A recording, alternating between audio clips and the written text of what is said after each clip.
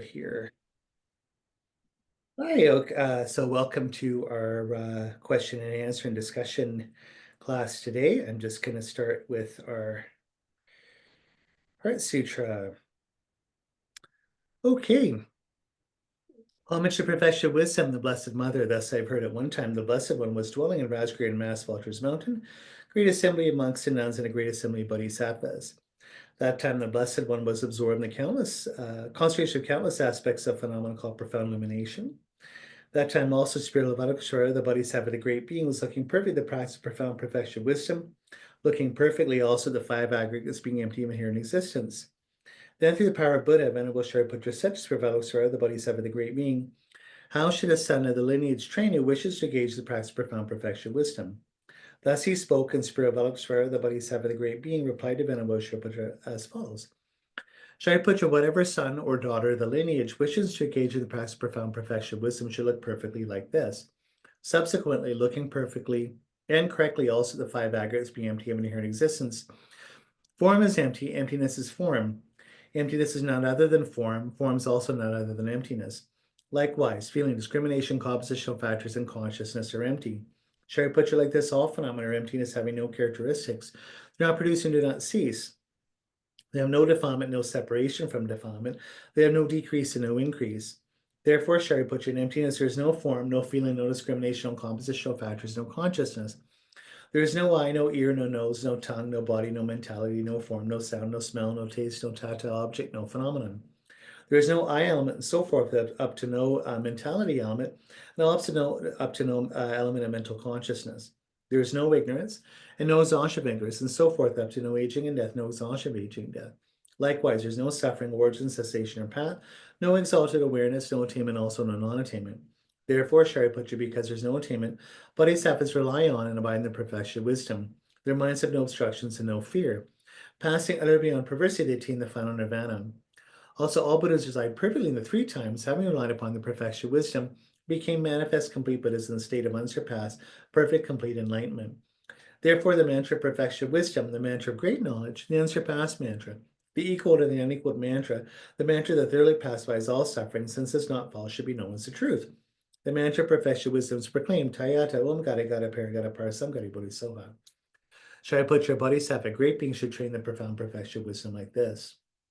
Then the Blessed One arose to that concentration and said to Superior Avalokiteshvara, the bodhisattva, the great being, that he'd spoken well. Good son of just like that, since it's like that, just as you have revealed in that way, the profound perfection of wisdom should be practiced, and the Tathagatas will also rejoice. When the Blessed One had said this, Venerable Shariputra, the Spirit of Avalokiteshvara, the bodhisattva, the great being, the entire circle of disciples, as well as worldly beings, gods, humans, demigods, and spirits, were delighted and highly praised what had been spoken by the Blessed One. Okay, so just sort of taking refuge from our hearts here in the three jewels. I like how Tisha sort of says it, where it says Buddha is the doctor, the Sangha are all the nurses and sort of hospital staff helping, and the Dharma is the medicine, particularly the Dharma being our wisdom realizing ultimate truth or emptiness, or the two bodhicittas, great compassion and wisdom realizing emptiness. So hearts, and then setting our intention. Everything we do today may be done with bodhicitta for the awakening enlightenment of all sentient beings. Okay, so thank you, and thanks for coming on an early Saturday morning here.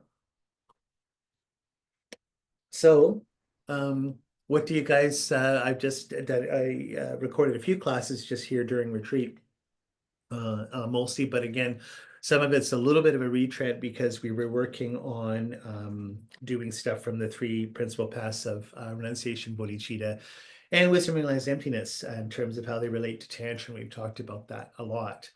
So what do you guys think? Questions on that, or some other questions on Tantra in general? What do you think? Maureen?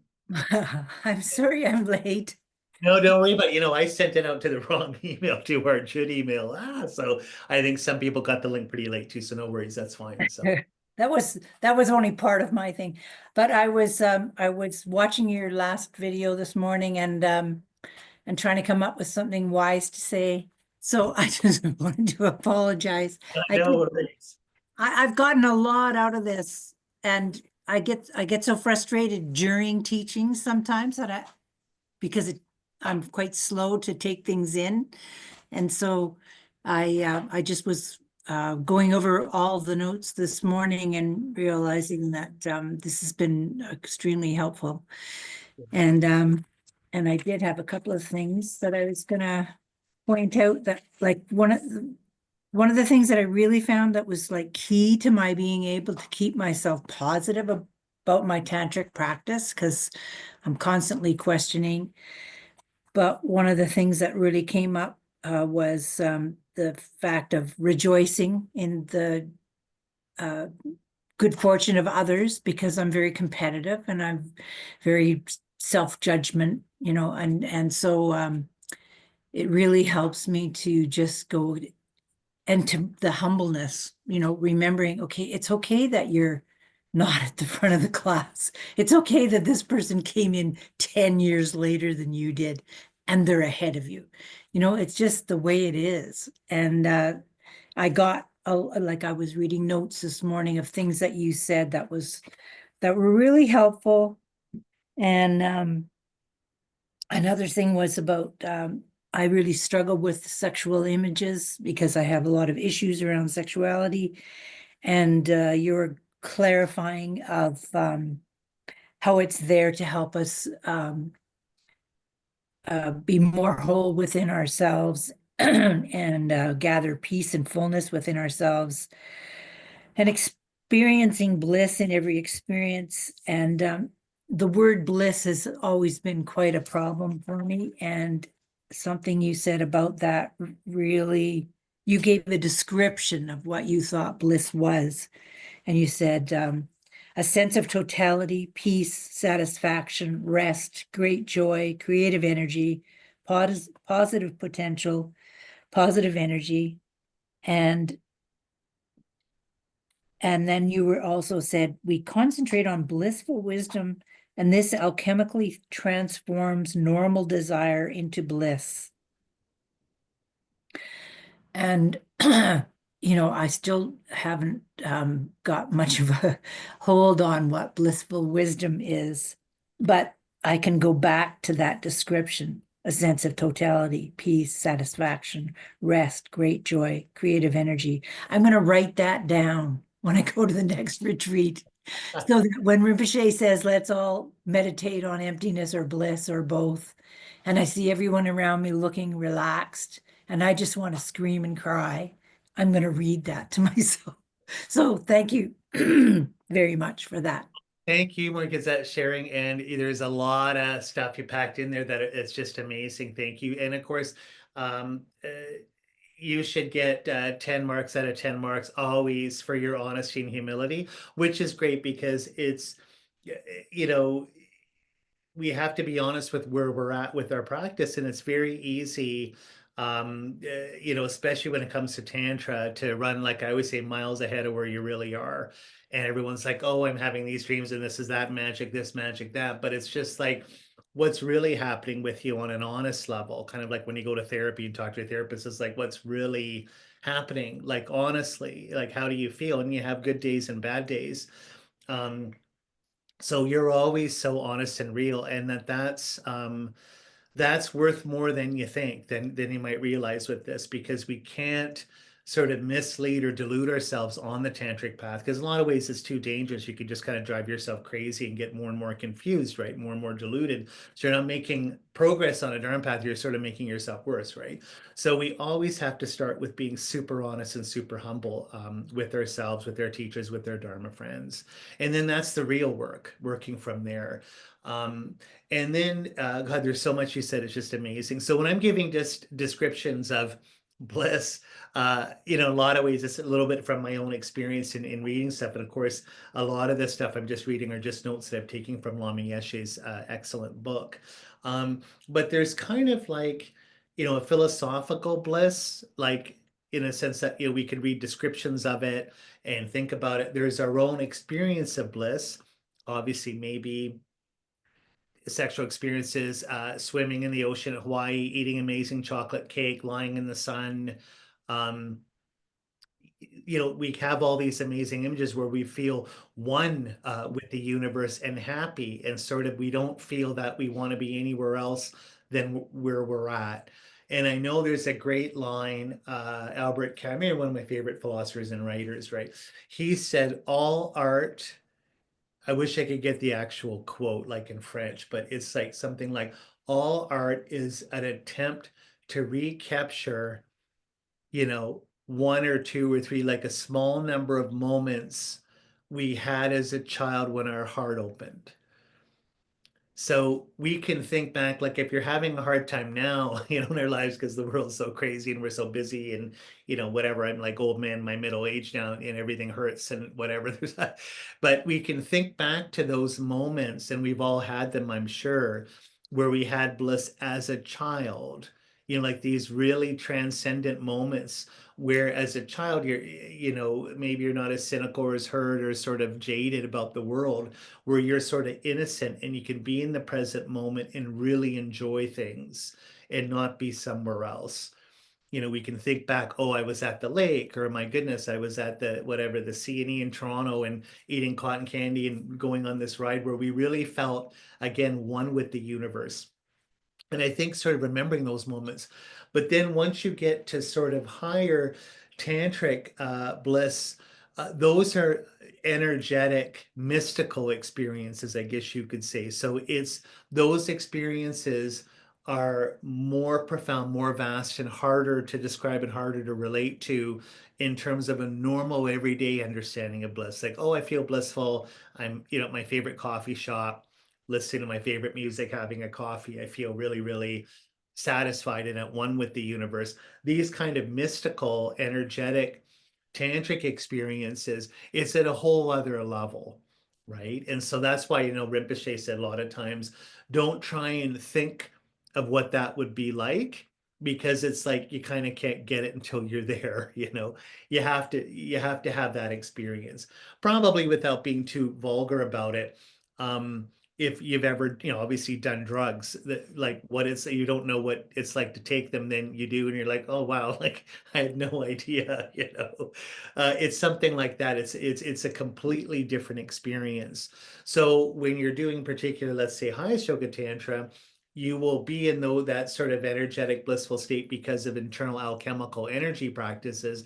And from that state, you'll be meditating on emptiness or doing your practice. And so that's why it's so much more amazing, right? That sort of, you get these breakthrough experiences. And then one more comment is, you'll see, uh, Christina and I always talk about it. It's sort of like, I guess you could sort, like a little bit of a Jungian process of individuation, in a sense that the more you do Tantra, the more, I want this to sort of come out the right way, solipsistic, not solipsistic in the sense that there's only just you, because it's all about loving and caring and liberating all sentient beings. But in terms of your path, the deeper you get into it, you'll see that it's yours alone. And that's why you kind of can't compare yourself to other people. They're like parallel lines in math, right? Like to infinity. And so some lines might be closer to another, but they never touch. So, and so you really start to see you can't compare yourself to other people, where you don't even know where they're at anyway.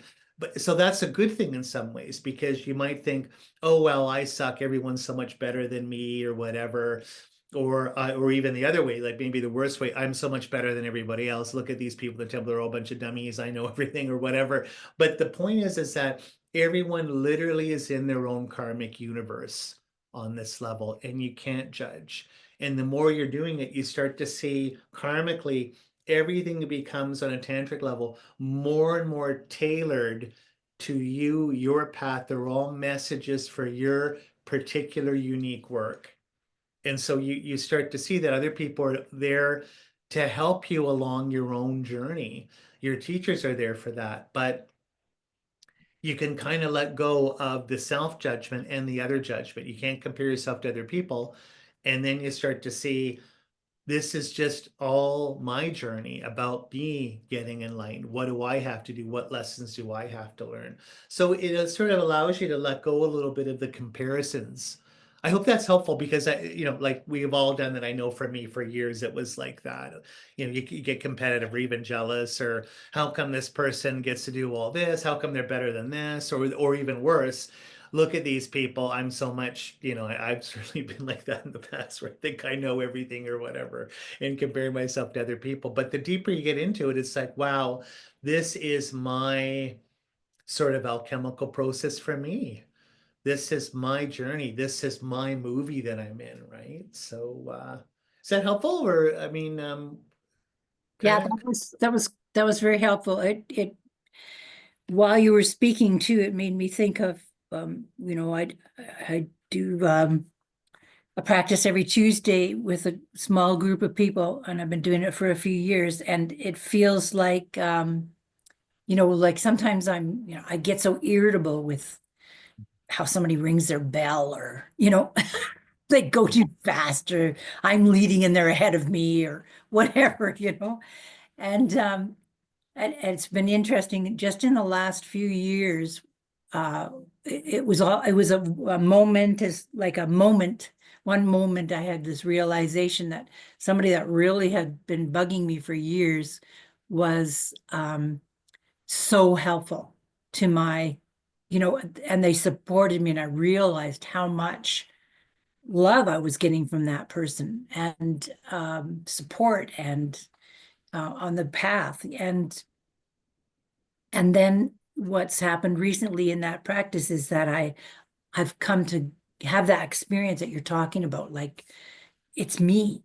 It's my relationship with this deity. It's my relationship with this, they're doing their thing, and thank God they're here, because I wouldn't be here if they weren't here.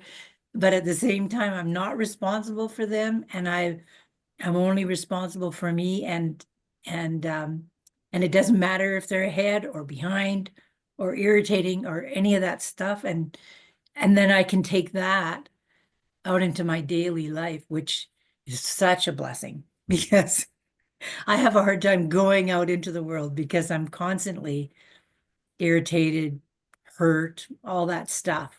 And that was the other thing that I didn't mention about the resultant path.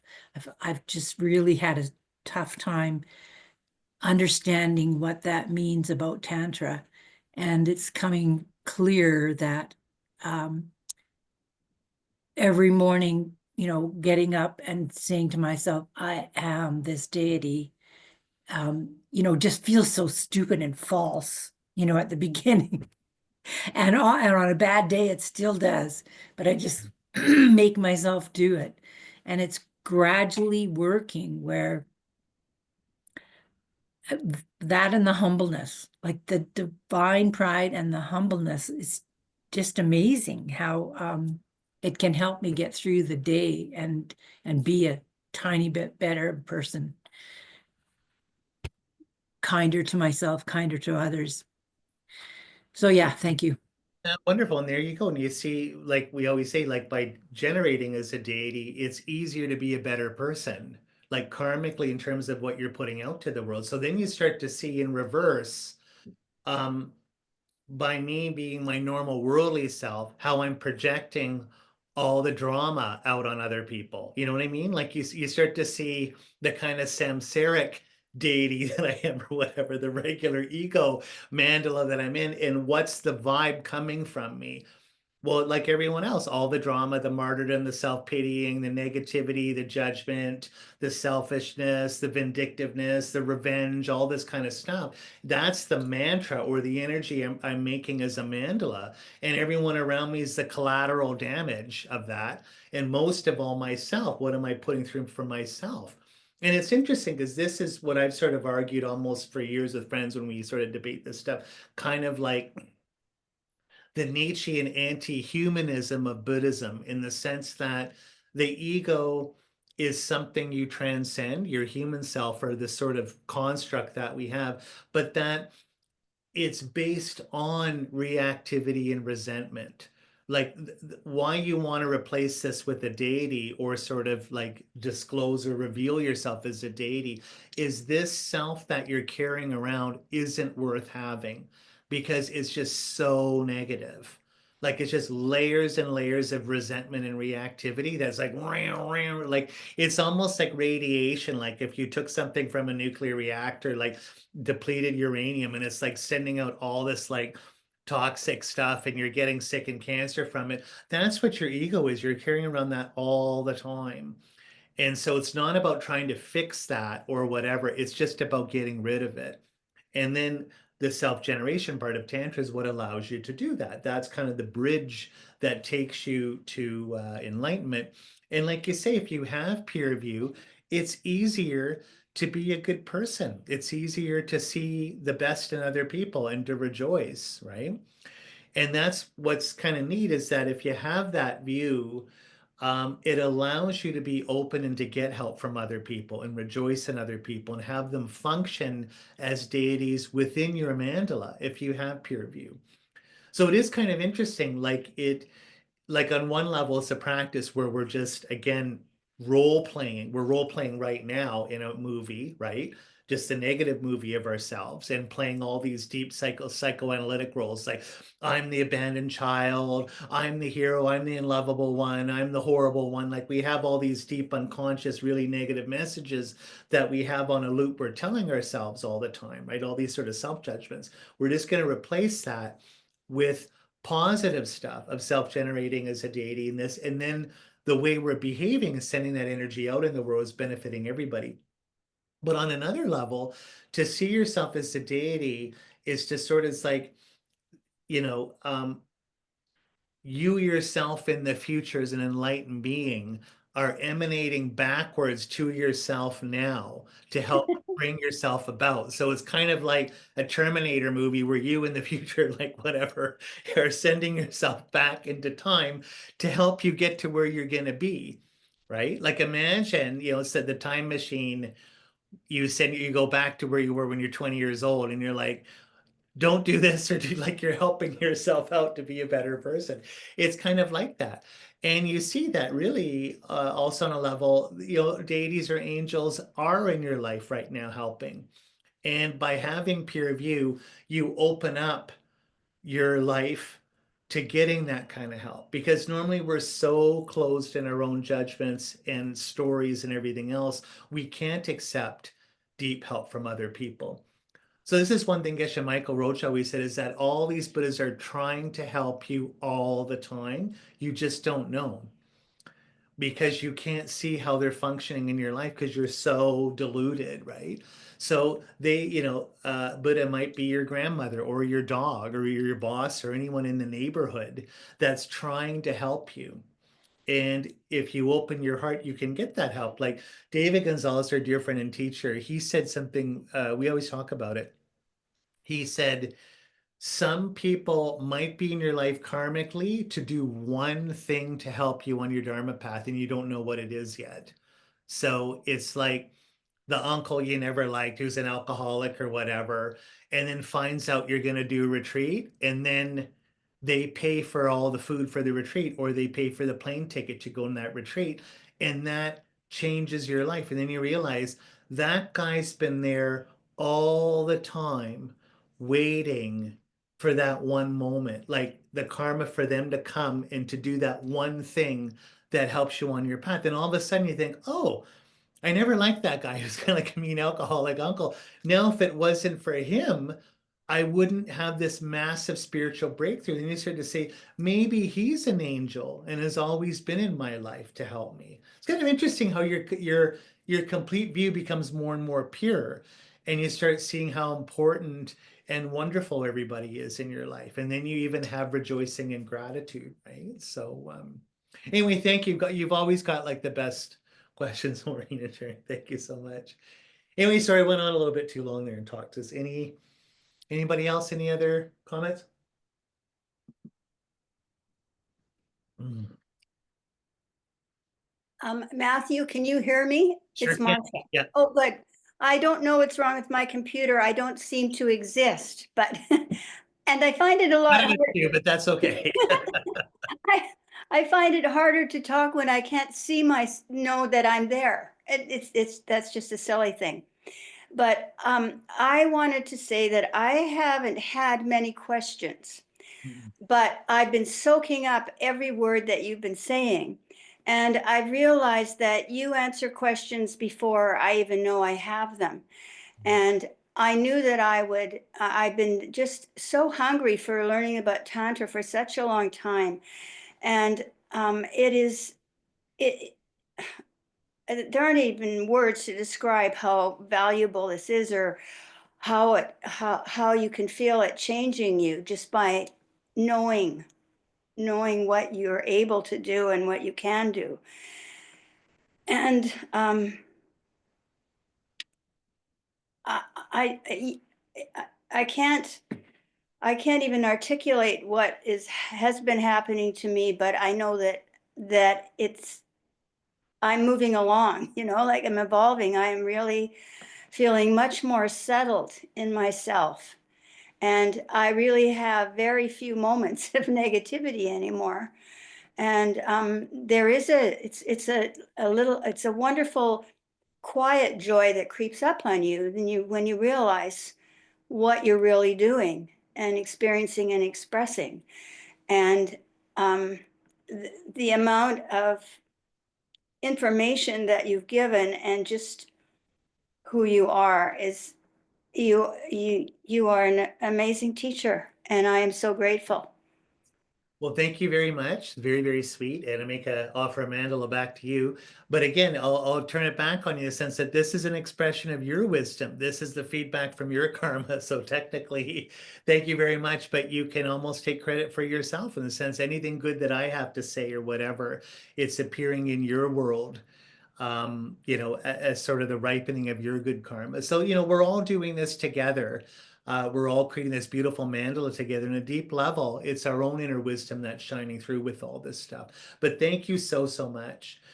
And again, it shows that you've got ears to hear, like karmically, in the sense that you're getting your wisdom, you're getting the teachings from everywhere and everything, and it's really sinking in, Marcia. So that's a testament to your practice as well. So thank you, very, very kind to share there. So Thank you. yeah. So Natasha, I know we'll have to talk at a certain point about how to transform negative emotions into wisdom. At a certain point, I know you last time we had that, and uh, you've got your camera up. That's fine. I don't know if you can talk or just whether you can just write in the chat. But I'd like to hear some people's opinions on that. And again, when we're doing Tantra here, I always feel we can have these classes and share, and I think it's so wonderful, and we'll continue doing it. But it's so profound and magical that there always seems something to me. There's always a little voice at the back of my head laughing at myself in the sense that it we don't really know what a lot of this stuff is really really like until we get the full realizations, because it's so sublime and so profound. It's like hearing kids in high school arguing about Shakespeare or something like that, or even little kids arguing about what's in the Bible. Like you can sort of look at them and kind of giggle a little bit because you're like, oh yeah, what do you guys really know? So I feel a little bit like that. So in a topic of transforming negative emotions into wisdom, this always feels like a really big, really, real big topic, and it's going to be hard to do it justice on one level.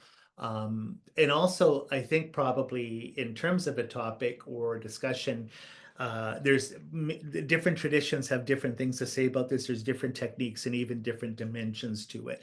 So if anything, I always just say these are just open conversations. We're just getting things started talking about. So just looking sort of in the chat here. Question is, what's the equivalent of transforming attachment, clinging into love, compassion when dealing with negative emotions? That's a very good one there. Like wrath aversion. What's the good tantric version of that? Particularly if you're not working with a wrathful yidam. Yeah.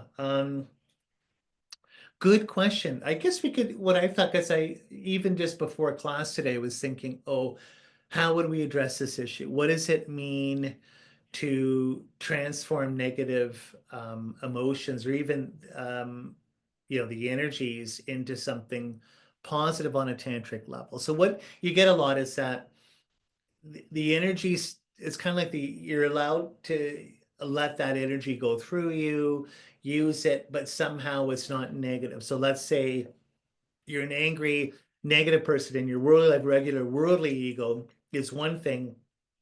What's it like being a deity if you're quote unquote angry? What's the difference? What's similar to both of these experiences, and then what's different to them? So maybe I could start with one thing that I found helpful. My first teacher, again, Kelsing Tarchin in NKT in the early 1990s, uh, we were talking about, let's say, anger, what it means to be angry from a worldly point of view, what it means to be angry more from a bodhicitta point of view. So he gave great advice, and here I am, like whatever, over 30 years later, remembering it. But he said, the regular negative emotion of anger. And again, anger, there's different ways of looking at it. It's obviously not all bad. And, there's even different ways of conceiving of it. But let's just say your regular, good old fashioned anger that creates suffering. So this is one of the three root delusions. And when you're studying low regular mind and mental factors, you study anger and aversion. So if attachment is where you want the object, anger is the reversion is you want to destroy the object or push it away from you or something like that. And in both cases, they say with attachment, there's always a diluted secondary mind or mental factor of inappropriate attention. So again, attachment would be, you've got an object and there's one quality about it that you blow up or exaggerate that sort of takes over your whole perception, and that's what you want, right? So I remember this one comic making a joke about this years ago and whatever. I'm sorry if it's a bit of a sexist joke, but he said, you're at this restaurant and there's absolutely beautiful woman there. It's a guy telling the story, of course, and she's got this great body and stuff, and you're looking at her and fantasizing, but then you realize there's a booger in her nose, and then all of a sudden it's kind of like, ooh, like woo, your whole vision sort of explodes and collapses, and she's grossed down and stuff. But it's this idea that your mind is always exaggerating, and we always say that at work as a flight attendant. Anytime you're in the service industry, you do a flight, let's say whatever I'm on, you're on the old 747 back in the day, or 777, there's like 450 people getting off. 449 people say, thank you so much, great flight. One person says, this flight sucks, I hate you, you suck, I hope you die, and then walks off the plane. That's all you remember. And there's times where I can't even remember something like that for years later. And you start to think, how is it just one little experience like that outweighs all the others? And you see, it's kind of like this inappropriate attention. So you can say, when you have that with anger, how it's the same thing that if you don't like someone, you just think of their face and you want to punch it, or like Maureen was saying, like I heard this marriage therapist saying, like, when you get to the point where you hate the way your partner's chewing food over breakfast, time for a divorce or whatever. Like, it's these little exaggerations we have. So anyway, what Tarchin was saying, that when you're have, like, let's say anger, you're having like my friend Chuck always just called like a klesha attack, like you're super angry. What he said is like the normal diluted anger based on self cherishing, and because of that self-grasping, what he says is that when you really get angry and afterwards try and look at the experience, it's very blocked or convoluted. You can't remember much. Like, let's say you have a bad day and you get in a massive fight with your friend or a family member, and you totally lose it. Um, Afterwards, when you're going over it, even with your friend or family member, kind of like instant replay, you can't remember much about it. Like, you got mad, and the classic thing is you might not even know what you said. So your friend might say, "Oh, you just said Matthew, you just told me that, you hope I get cancer and die. No, I did. I never said that. And then let's say if they've been recording it on their phone, it's like, oh my God, I did say that. Oh, I can't believe I said that. Whereas what my teacher Tarjan said is that when you're having an emotion with real mindfulness, or even better, bodhicitta, you're completely clear and you can remember all the details. So I don't have kids, but let's say, Natasha, I know you're a mom and stuff, but people say when they get angry at their kids from a position of compassion. So in other words, we call that a lot of times the labels, instead of anger, it is wrath, right? More like a holy anger, you could say. Like in Christianity, we talk about holy anger when Jesus wrecks the temple because everyone in the temple, they have made it like the dollar store and they're lending money and they ruin it, and he goes in there and trashes the place. We know that when Jesus wrecks the temple, he's not wrecking it like a normal person, like losing it, going crazy. It's like a holy anger. It's pure, it's compassionate out of love, and it's purifying the temple. So Tarshan said is like, okay, you're a parent, your kid's playing in the traffic, you pull the kid out of the traffic and you yell at them and they're crying, like this, you know, whatever, you're being wrathful. But what's interesting is afterwards, like let's say your kid says, mommy, you yelled at me, what you said, blah, blah, blah. You have complete recall and detail with everything, what they were doing, what they looked like, what you look like, what you said, what the aftermath was. And that's, I think, a really good difference to have with emotion. So it's the same thing even with desire or judgments, like making a judgment call from a position of mindfulness or bodhicitta, like let's say in class, correcting somebody. What you said about whatever, Lojong was wrong. You said this, and it's done from this complete position, almost of transparency and accountability. And that's very different than how we normally operate in the world from a deluded mind where we're constantly judging everybody or attached to things or angry about things. So that alone, I think, is transformative. So if you're working from a tantric point of view where you're having peer view, notice how in a position of peer view, if you're desiring something, it's a little different. If you're getting angry, it's a little different than your normal life, right? Like imagine, let's say you're Green Tara, you go in, oh my goodness, they have my favorite chocolate cake. Oh wow, wow. I offer this to all sentient beings. I have total bodhicitta. May all sentient beings enjoy. I'm enjoying with everything. Isn't that different than the normal addictive, on my way to work, totally stressed out, angry about stuff in my family? There's a chocolate, I just want to eat it because I want to bliss out because I'm miserable. The difference is there's a huge difference in that. Like one of them, it's kind of like this wisdom, this transparency, this sort of like seeing the emptiness of things, but also the compassion of not just this tunnel vision of selfishness where you're having these emotions or doing experience, but you're including everyone else in the experience, almost like everyone's in the mandala having this blissful experience with you. So you see, I would think this transforms. In other words, the energy, you could argue, is the same, the energy of the desire or the anger, but the delusion isn't there. The way you see the object isn't the same way. The perception's different. Is that helpful? Did people, what do you, what do you think?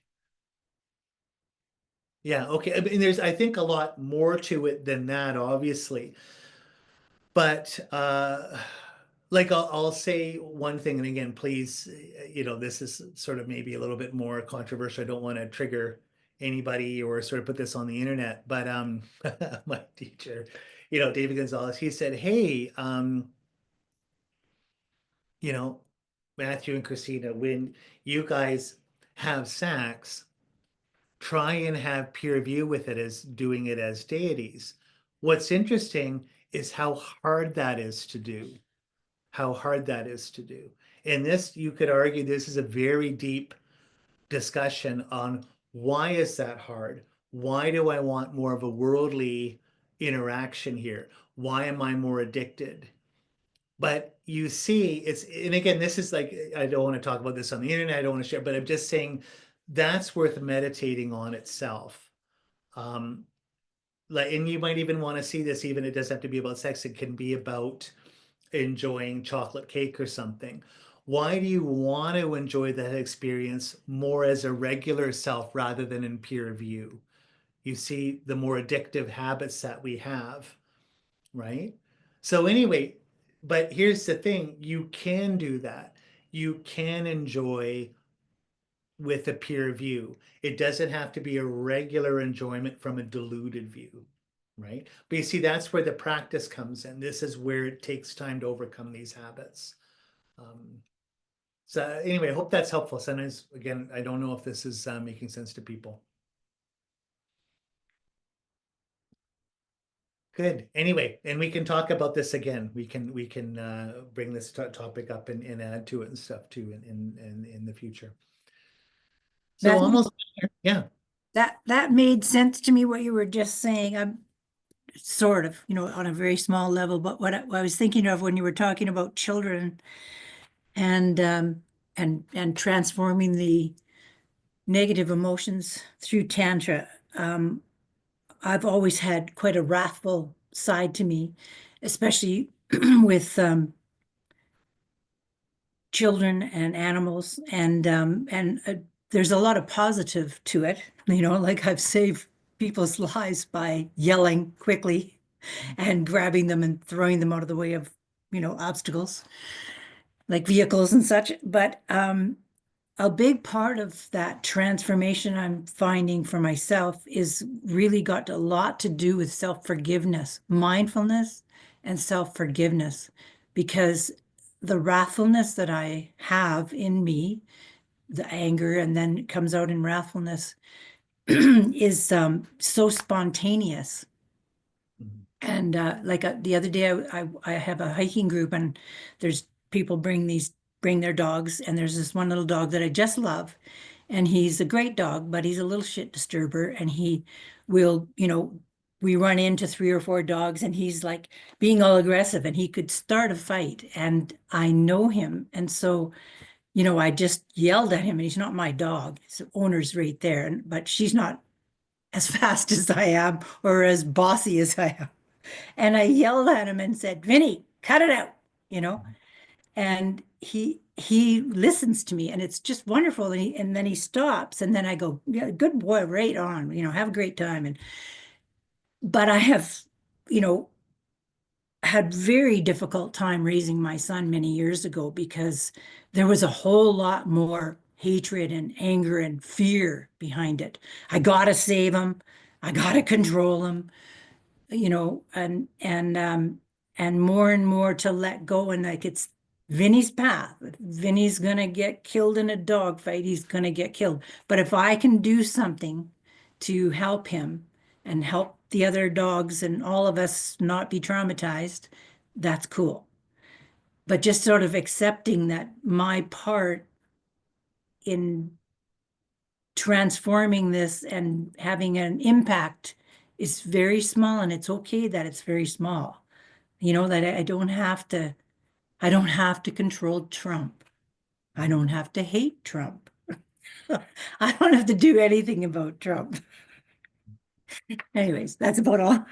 So that's excellent sharing, like always. But hey, I'll just say one thing. Maybe Trump is a Buddha manifesting for you to, I mean, we never know, right? Like this is, you got to think that Buddhas are going to manifest in really tough puzzles to get you to change, because if they come to you too easy, it's there's no real work or friction, right? Anyway, I'm not saying he's a Buddha, I don't know, but the point is, from a peer view, we can see him as that, in the sense of, how does this guy help me be more forgiving, more loving, more open, and stronger?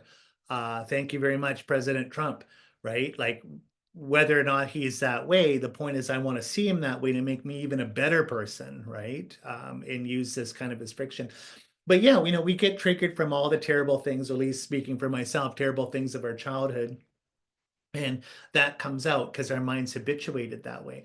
But also, I think what you were saying, I think it's great. Part of the problem, I think, what we have, there's all cultural things from sort of a Judeo-Christian standpoint that we have, where we think that, and of course we're Canadian. I mean, speaking for the people on here, we have our own particular colonial, very English culture.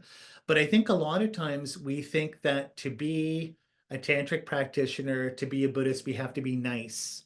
We always have to be nice. We have to be happy and nice. So we have to be kind of like more of even a more cartoon version of the way His Holiness Dalai Lama is. Always giggling, always nice, like this. And the point is, where does it say that? Where does it say that that's what we have to be? Where does it say that, like I always say, that as tantric yogis and yoginis, we have to be like Yoda and talk that way? Everything talks like sort of like a Zen koan, and we have to be peaceful, and we have to have a Zen garden and do flower arranging. And who says we have to be like that at all? And who says you have to be like that? Like we're all going to manifest in different ways. And you might want to be the wrathful Dakini. That might be how it comes out, where it's just like, hey, rah, and everyone has their own way of manifesting. And compassion, bodhicitta is coming out of that. So I think sometimes, even in the Gelugpa tradition, from our standpoint, where it's a monastic tradition, there's this idea that, well, we all have to be like monks and nuns. We all have to look like that. We have to act like that. So even if we're lay and we're not a monk, and then we should act like we're ordained. But from a tantric point of view, people's personality is going to come out in a little bit of a different way. And that's why Rinpoche always talks about his teachers, how they were all really, really different. And that's why we kind of can't judge, because sometimes when people get these really profound realizations, how they end up manifesting and helping in the world is very, very different, and oftentimes very hard to understand. Namkha Nobu Rinpoche has this great story in one of his books, how there was this local yogi that got this kind of realization, kind of went crazy back in Eastern Tibet, and then ended up living on top of this mountain. And people found out that, oh, he's on top of this mountain and there's no food up there, and he never comes down. So he doesn't have food. So he doesn't have food or shelter. He must be some amazing person, because it's not like he's no longer a human being if he's being able to pull all this off. So everyone's like, oh, he's this advanced practitioner. Let's go see him. And when they went up to see him, like, he's this crazy guy living in this little pile of stones, like kind of like a little outcropping cave. And he has all these wild dogs with him, and it's just all garbage. And then when people would come to me, basically kind of like physically assault them. And so people are like, hey, maybe he's not enlightened, maybe he's just crazy. But then it's like, well, but if he's just like a normal crazy homeless guy, he can't possibly be living this way because he'd be dead. So he must be doing something. And when they went up there, when they go to visit him, he's teaching, but it's invisible. There's nobody there. So maybe he's teaching astrally or in the spirit world, right? We don't know. But when they go to try and get teachings, he's like super aggressive and whatever. And so they have to leave. And then like, well, what is it with that guy? And then Namkha Rinpoche says, well, he's benefiting beings, but not in the way that we understand. And yeah, he's a bit of a prick. What are you going to do, right? That might be you, right? In the future, we don't know. We don't know how we're going to do. So sometimes being wrathful, that's the way our tantric personality comes out, and you kind of can't judge, yeah, how it's going to go. And this is, because, oh, so and so's a great practitioner because they're nice. Well, it doesn't mean they're a good practitioner. The ones that are really maybe a little more crazy, a little more difficult, might be doing a lot more. It's hard to judge, right? So I'm just wanted to add to that. Like, we can't put ourselves in a cookie cutter of what we think sort of a tantric realized being should be. I mean, all we know is we should have bodhicitta and keep our vows and be a good person. But there's really different ways of being a good person. That's what I'm saying. And it's kind of interesting. And, we can benefit a lot of people by being sort of having a skillful way of deploying our sort of karma, our personality in a proper tantric way. Okay, it says coming up to an hour now. Anything else before we close for this one? We'll be able to do another one soon. I'll record a few classes and some as we sort of move. We're getting close to the end of the book here. So any other comments or questions or? Matthew, I just want to say it's great that you mentioned this about the different ways of manifestation. It was exactly what I was thinking about when I thought about bodhicitta. I thought about that we have this, probably from Christianity, we have this idea that loving kindness should be like sweet and nice. You should be nice. But when you read about the encounters of yogis with dakinis, like often the dakinis are quite wrathful. So, but at the same time, they are compassionate. So it's a different way to be compassionate. Yeah, so it's great you mentioned this. If I can share with you a metaphor that I came up with when I was thinking about bodhicitta and emptiness. So I was meditating on this, and then I came up with a metaphor. It's from physics, and it's kind of the conception, the law of conservation of charge. So like it's about the closed system, but I think it's still like relevant to emptiness, even though it's open system. So like in the system, like whatever charge, wherever charge is, it's kept there permanently. So it doesn't matter like negative charge or positive charge, it's all there, and it will stay there. It can't be destroyed, it can be created. You can just like exchange the charges in the system. And I thought it's like looks or sounds similar to emptiness, where everything arises spontaneously, and disappears spontaneously. And also about like relationship between people. So at some level, a conceptual level, we think that the relationships are negative or positive, but on this different level, it's just the relationship, it's just the connection without like negative or positive. Yeah. Does it sound like? No, that's great. That's amazing. Thank you. I don't really know much about science or physics. But thank you. That's very good. And I know Elena, that one of my favorite philosophers, Joe Deleuze, always said that, basically if we look at the two truths, I don't want to get in because this is like another hour of us talking, but the two truths, we got dependent origination and we have emptiness, and both guarantee one another. It's because things are interconnected and interdependent that they lack an inherent existence. It's because they lack an inherent existence that they can function or do something in the first place. So Joe Deleuze talked about the idea that what he calls the realm of the virtual, virtuality is pregnant with any possibility, right? And so that's what's so interesting about it. So he gives the example he got from this one painter. It's in his Francis Bacon book, famous painter Francis Bacon, where he said when this one painter told him, as a painter, when you're ready to paint, your white canvas isn't white, it's black. And he's like, what do you mean by that? I don't understand. He's like, it's black with all possibility. It's almost too much you can do. Too much you can do, but also what all the other painters have done. You want to pull from that, but also you don't want to repeat that. So it's interesting that something white is actually just full of every color, It's so emptiness is like that. They go together, dependent origination and emptiness. And then like you said, like in terms of the different personalities, like we have not always just being nice. And again, you don't have to look at all the Buddhist examples. Look at all the histories of the great Christian saints. So like I always say, when you look at that, a lot of them are real weirdos, right? Like they're not sweet and nice, and some of them aren't so nice, and some of them are really strange, and some of them are doing things people don't really understand. These great sort of yogis and yoginis in the Christian system are always just like, wow, their realizations really, why are they like that? What are they doing there? It doesn't make any sense to normal people.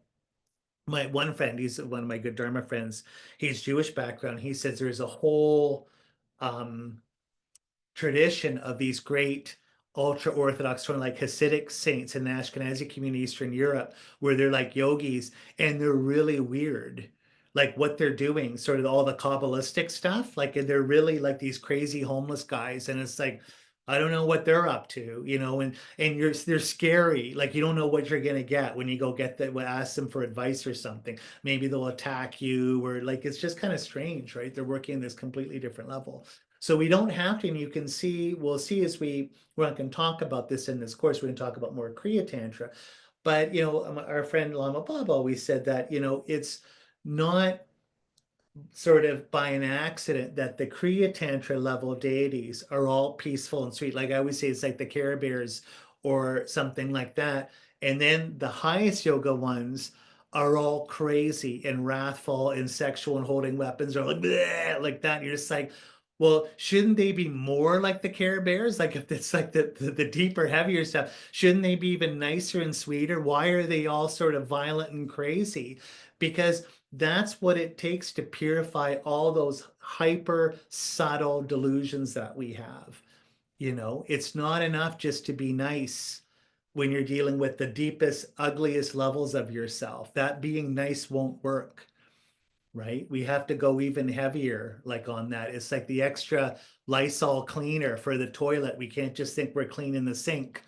We're cleaning the toilet. We need heavier cleaners, right? So anyway, how's that? How about we end? I don't want to go on too much more than that. That's we end at the hour here. So that's okay. So let's take a moment to dedicate here, and thank you for the comment there, Natasha. That by blessings of all holy beings, the truth of karma, the power of pure spirit intention, may all of our dharma wishes be fulfilled. Okay, so I'll press stop here, and let's see. That's good.